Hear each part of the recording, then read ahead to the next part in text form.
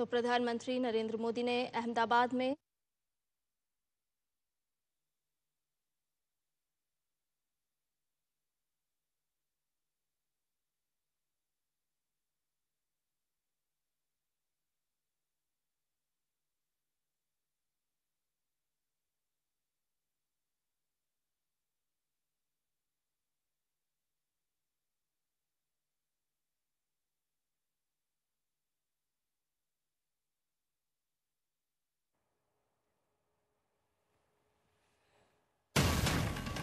आपण पुन्हा एकदा अहमदाबादमध्ये आलेलो आहोत। अहमदाबादमध्ये पंतप्रधान नरेंद्र मोदी हे घटनास्थळाची त्यांनी काही वेळापूर्वीच पाहणी केलेली होती।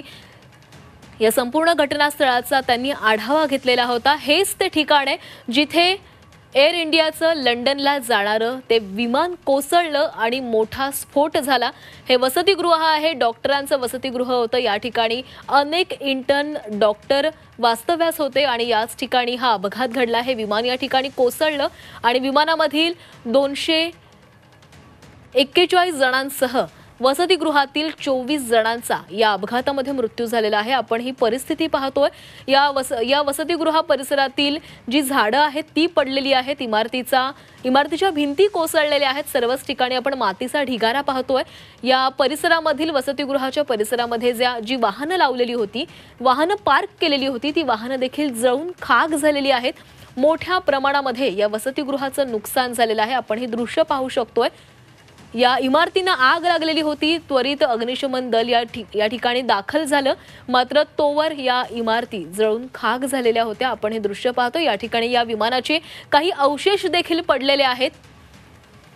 विमानानं उड्डाण घेतल्यानंतर अवघ्या काही सेकंदांमध्ये हे विमान या ठिकाणी कोसळलं आणि हे विमान या ठिकाणी कोसळताच मोठा स्फोट झाला आणि या स्फोटामध्ये या वसतिगृहाला आग लागली। त्यामुळे या वसतिगृहाचं मोठं नुकसान झालेलं आहे आणि याच ठिकाणी येऊन आता पंतप्रधान नरेंद्र मोदी यांनी पाहणी केलेली आहे।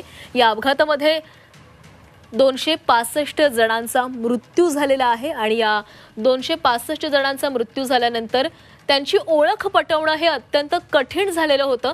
त्यामुळे आता त्यांची डीएनए चाचणी केली जाणार आहे। त्यांच्या नातेवाईकांची डीएनए चाचणी केली जाणार आहे आणि याच डीएनए चाचणीनंतर जो अहवाल येईल, जो रिपोर्ट येईल, त्यानुसारच तो मृतदेह त्या नातेवाईकांच्या ताब्यामध्ये दिला जाणार आहे। कारण या अपघातानंतर मोठा स्फोट झालेला होता। त्यामुळे प्रवाशांची ओळख पटणं खूप कठीण आहे आणि त्याचमुळे हा डीएनए चाचणीचा निर्णय घेण्यात आलेला आहे। कालच केंद्रीय गृहमंत्री अमित शाह यांनी या घटनास्थळी आल्यानंतर पाहणी केली आणि त्यानंतर त्यांनी या डीएनए चाचणीचे आदेश दिले।